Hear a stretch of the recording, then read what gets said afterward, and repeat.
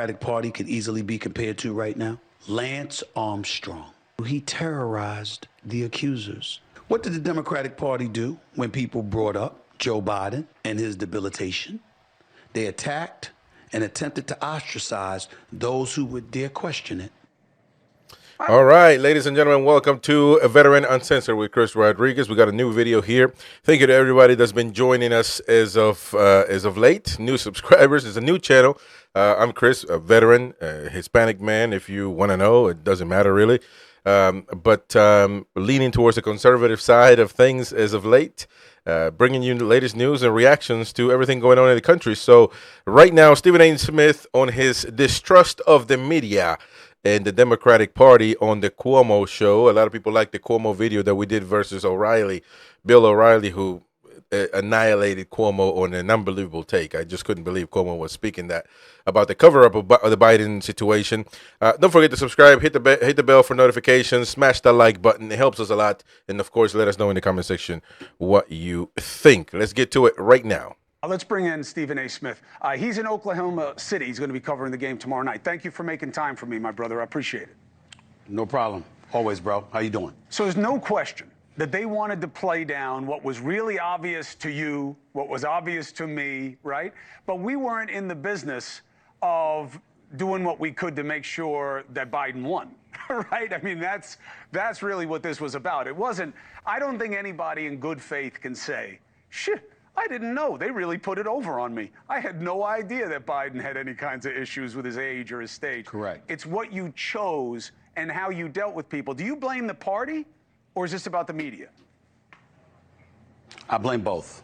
I blame both because the party went out of its way to influence the media, and the media went against its obligations to capitulate. And that's not something that we're supposed to do. Now, understand, you're a journalist. I've been a journalist, obviously, for many years and what have you. We understand when you're cultivating sources and you're cultivating relationships, nobody tells every truth that they know. We understand that. But there's one thing to gauge what's important, what is the biggest story, what are must-haves and must-dos, and what is taboo, what to avoid, what to make sure that you don't capitulate and acquiesce to. And that's not what the media on the left did. And I hate to say the media on the left as if I'm on the right, because that's not where I'm coming at it from. I'm coming at it from a perspective where there was clearly individuals in media influenced by the powers that be on the left to ensure that they said there were certain things that they were willing to say and disseminate, and there were certain things they were willing to deny, omit, suppress, etc. And when that's a reality, as it pertains to the presidency of the United States of America, that's bad in and of itself. But it's happened throughout history. I'm quite sure every administration, we can look at it. Where it really, really gets ugly is when we take into account cancel culture and how the slightest thing anybody did, the slightest agreement anybody echoed or verbalized, your job was on the line. Your career may have been on the line.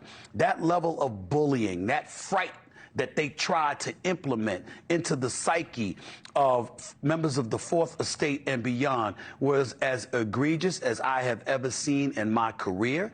And the fact that we now learn for a fact that we're right, that we were right with what we saw, what we were seeing, it just alarms me, and it made me think about Lance Armstrong. Because remember, 7 Tour de France titles, we get all of that, right? And you were using performance-enhancing drugs and stuff like this. And you denied for many years. We got that part. But you tried to ruin lives of those who were telling the truth. You tried to destroy them. And that's why I brought up Lance Armstrong, because that's what the culture was like before the election. I agree. I think there's another tentacle off of Lance also. You know, it turns out a lot of them were using PEDs, you know, and I see that in our politics also. I don't want to hear from the MAGA folk that, oh, Joe Biden had these guys around him who were really manipulating and helping him. That was true in the first administration here with Trump. And I don't want to hear. How is that true? How is that the same thing? How is Trump's first term? How does that correlate to Joe Biden?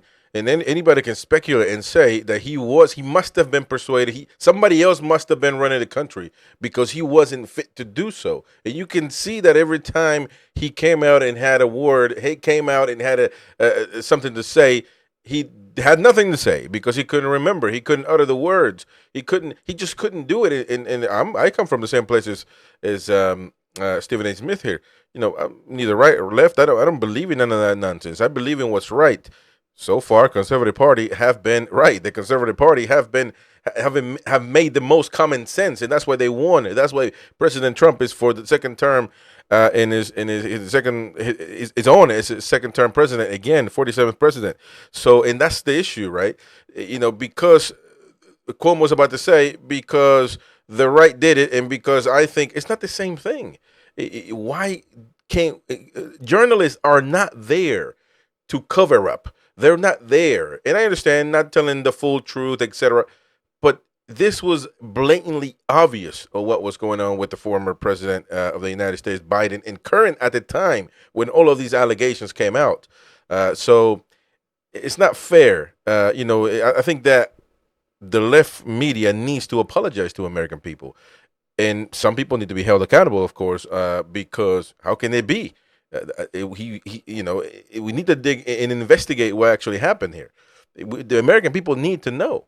Hear about them with cover-ups and all that, because it's just a distraction so that they don't have to deal with what's happening right now, because it's just easy to say Biden's worse, the Democrats are worse, and that's why I'm trying to discourage people from it. That's how I got into it with O'Reilly last night, which is that, you know, he knows this has value in terms of showing advantage of one side over the other. I just think that means the majority loses.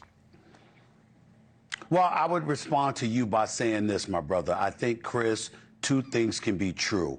I never found myself agreeing with Bill O'Reilly ever more than I was agreeing with him in his argument with you last night. I felt that he was more right than you, and that is absolutely positively the only time I ever felt that way. Because what he was saying was, the bottom line is that as an American citizen, if you have a president whose mental acuity is clearly compromised to such in such a severe fashion, we have a right to know if there are reasons why. We have a right to know about the health of the president of the United States. I got the points that you were making, and you weren't wrong. I just thought his overlying point was correct. And when it comes to the point that you just brought up in terms of them trying to utilize this as a distraction, we know that's a given. We know both sides do that. Let's distract and let's be evasive and let's distract from the real issues and get people focused on something else other than what's really important. We've got a tariff war still going on. How is that going to be resolved? How effective is that's going to be? We're hearing about all of these pledges, how trillions of dollars are coming into our economy. Really, where's the paperwork? I want to see it. Are there real commitments? And are there real commitments to what serves the American people best from an economic perspective? Or is there real benefits to you and you and your family? I want to know. Since the Trumps are doing business in Saudi Arabia, right? We're looking at the borders. We understand all of that. But we're looking at the war in Ukraine with Ukraine and Russia. We're looking at the Israeli-Hamas conflict. We're wondering whether these things are going to get resolved. There's so many important Doge and the cuts, you know, waste and fraud and all of this stuff they've been talking about. We see all of that, but we want to see results. So I get your point. But in the same breath, when the other side is talking about this and they get summarily dismissed because they're supporters of Trump, and then the other side were acting like they were just neutral when in fact they put forth strenuous efforts to be against Trump. All of a sudden, you're just as compromised as you swore the other side was, which means the believability factor doesn't belong to you either. Why the book Not guys, you, but I'm talking about the left. That's why the book guys, the original sin guys, CNN and the Axios guy, are getting their ass whooped. Well, the point of the matter is simple. Sorry for my green screen here. And by the way, happy Memorial Day, or happy Memorial Day to everybody, and mad respect to every of my comrades, former military men who gave their lives, paid the ultimate sacrifice. Thank you, and God bless their families, and God bless their souls as well. So either way, here's how you know it's a big deal, because the left media are covering it now, right? And because it's convenient for them, right? Because it's convenient for Jake Tapper to dive into this simply because he can't run anywhere. He's seeing the cancer diagnosis and everything else. He was doing this before, by the way, clearly. And so he said, I'm going to make money, and I'm also going to pretend as if I am the journalist a guru that I am, and I'm going to analyze. I'm going to investigate everything behind this cover up. When essentially he was part of it, right? I mean, he worked for a network that is very much, in this. They play with the Democratic Party and CNN are very much tied to the hip. So, and I can say the same thing about Fox and the Republican Party, by the way. So I'm neither nor. I try to be in the middle, and I try to go for what's right and what makes sense, not for a political party of sorts. But at the end of the day, in this particular situation, the Democratic Party dropped the ball. They did it. I mean, there's no running away from this. They need to admit what happened and that it was a mistake to continue with Joe Biden as their candidate. And as well, we got to raise questions about who was running the country of the United States of America while he was being ill. As he clearly was from every time we saw him in the public eye. So anyway, thank you for being on the channel. Hit the like button, subscribe to the channel. Let me know what you think in the comment section below. This is Chris, the American the veteran and U.S. veteran. Let me know. We'll see you on the next one, folks. Ciao, ciao.